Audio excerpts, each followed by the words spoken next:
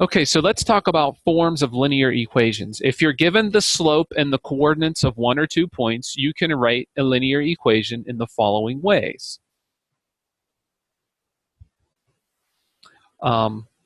Given the slope in 1 point, you can substitute the value of m and let x and y coordinates be x1 and y1, or substitute the value of mx and y into slope-intercept form and solve for b, and then rewrite the equation in the needed form.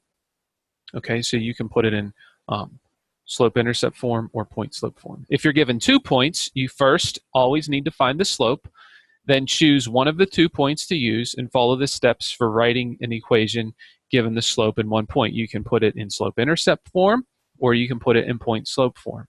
If they say what form to put it in, then you need to put it in either form that they tell you. Okay, so let's talk a little bit about standard form. This equation, I want to write that equation in standard form. What form is it in right now, though? Right, it's in slope-intercept or point-slope form. Okay, because it's like y minus y1 equals m times x minus x1. And just as like they didn't ask this in the question, I'm asking this of you now. What is the slope? Right, it's negative 2/3. What is the x1, y1? The x1 would be 5, and the y1 would be 1. Okay? So you just pick it off. Whatever you're subtracting from the y is the y1, and whatever you're subtracting from the x is your x1. All right? So they didn't ask for that, but I'm just want you to be able to, okay, here's this equation in point-slope form. What's the point? What's the slope? Okay? So if I want to write it in standard form, do you remember what standard form was? Okay, that was ax plus by equals c, and where a, b, and c are all integers. Okay, so a couple things. We got to get rid of the parentheses. We got to get rid of the fractions. We got to get the x and y on one side and the numbers without a variable on the other. Okay, so the first thing we're going to do is multiply each side by 3 to eliminate this fraction. Okay, so if I multiply this side by 3 and this side by 3, the 3 here will cancel with the negative 2/3, giving me negative 2 times x minus 5, and the 3 over here has to multiply this whole side, so you put parentheses around the y minus 1 to indicate that. Then you can distribute the 3 and the negative 2. So the 3 goes to the y and the minus 1 and becomes 3y minus 3.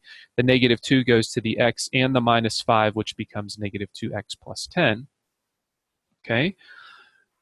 Then I'm going to add 3 to each side. The reason I'm doing that is because I want to get my constant numbers on the right side. Remember, constant is just a number without a variable.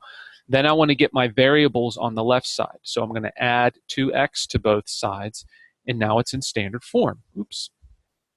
Okay, so 2x plus 3y equals 13 is that same equation, just rewritten in standard form. All right, here's one for you to try. Go ahead and pause the video. All right, we're back.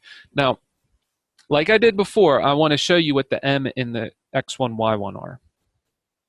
Now, again, it didn't ask it, but I want to show you what it is. The m is 7, and the x1 is actually negative 5. Because remember, it's whatever you're subtracting from the x. Well, since it's adding, it would have had to have been minus a negative 5. Okay, and the y is 1. All right, so if I have my original equation and I want to put it in standard form, remember it has no parentheses, no fractions, the x and y are on one side and the constants are on the other. There is no fraction, so I don't have to like multiply by the 3 like I did last time because there was a 3 in the denominator. I can just distribute the 7. So y minus 1 equals 7x plus 35. Then I add 1 both sides to get the constants on the right. So I'd have y equals 7x plus 36. And then put the variables on the other side. So subtract 7x from both sides. Okay. Now, you don't really want to write it as y minus 7x. That was an x. Okay, you want it to be the x is first, then the y equals the constant. So it's going to be negative 7x, and since the y itself is positive, you can write it as plus y equals 36, and that's the equation in standard form. Okie dokie. All right, let's write this one in slope-intercept form.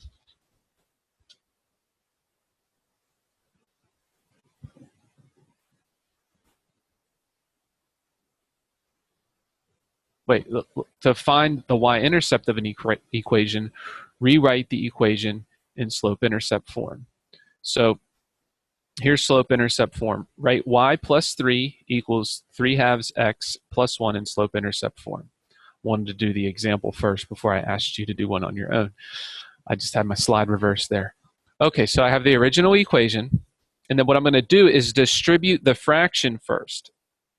Okay, because you're allowed to have fractions in slope-intercept form. Okay, so 3/2 times x is 3/2 x, 3/2 times 1 is 3/2. Then I just want to solve it for y. So I have to subtract 3 from both sides. Now I have 3/2 minus 3.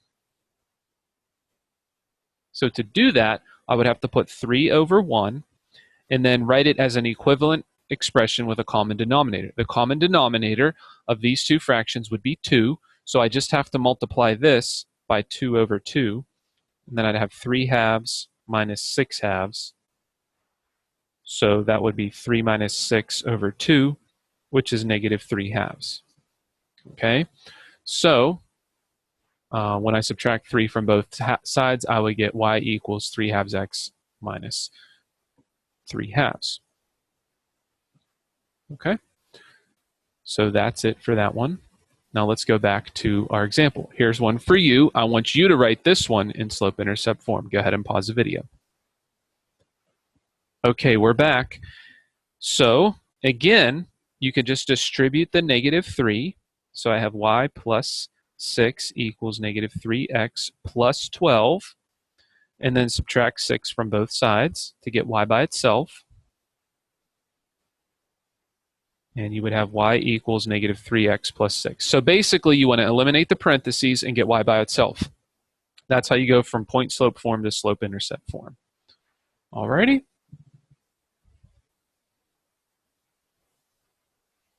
So being able to use a variety of forms of linear equations can be useful in other subjects as well. So let's look at this picture. It's a square RS to U. Remember, you just go from R to S to T to U. And it's just 4 little line segments. So we can ask questions about these line segments. Write an equation in point-slope form for the line containing TU. So it's this line right here. And notice you already know 2 points, a point at U and the point at T. So find the slope between these 2 points. So I have to do y2 minus y1 over x2 minus x1. Now, I know that this point is 4, 2 because I have to go over 4 up 2, and this point is 7, 5 because I have to go over 7 and up 5 to get to t. So I plug those values in, so it's 5 minus 2 over 7 minus 4, which is 1.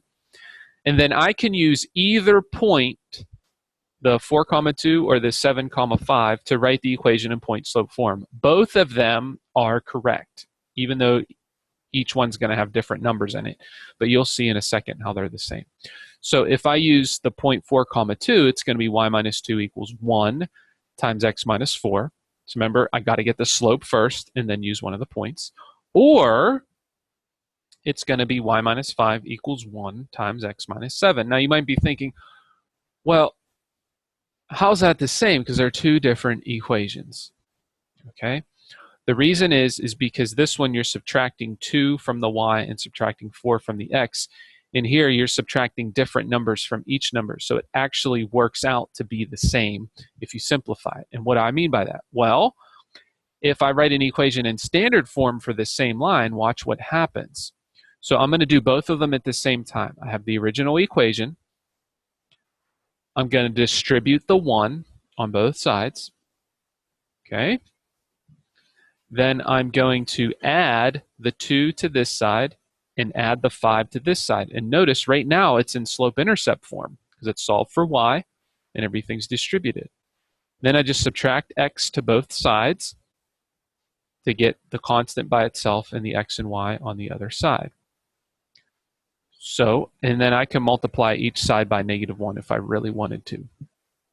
Okay, but either one, I would accept this as an answer or this. Sometimes when you're given multiple choice answers, they might only show this one, and you had to see that they just multiplied both sides by -1. Why'd they do that? Well, they did it so that the leading coefficient, or the coefficient on x, the number in front of x, is not negative. Ooh, went too far.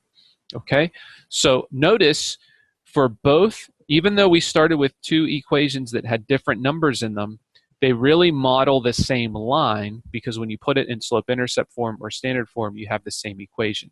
And the reason that happens is because you're changing the numbers that you're using on the x and y, and it works out to be the same difference whenever you rewrite it in the different form.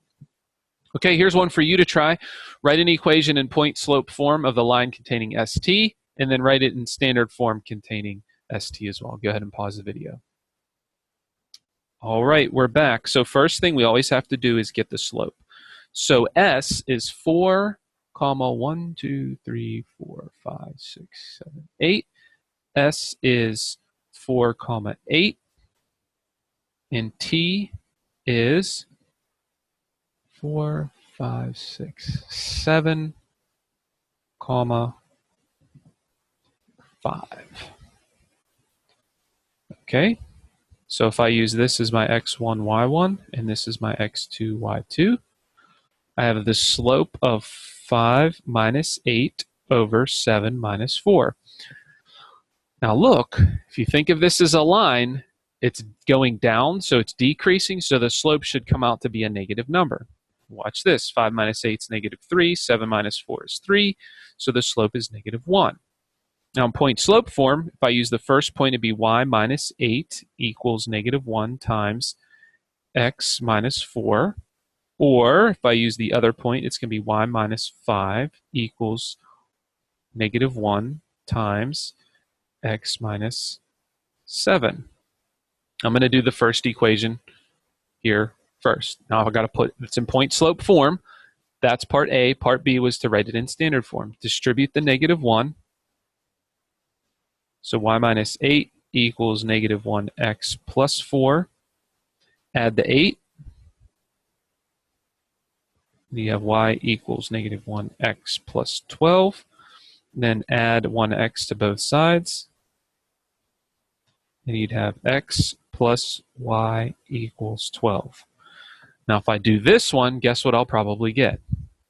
Right, you should get the same thing. So y minus 5, distribute the -1 is -1x plus 7.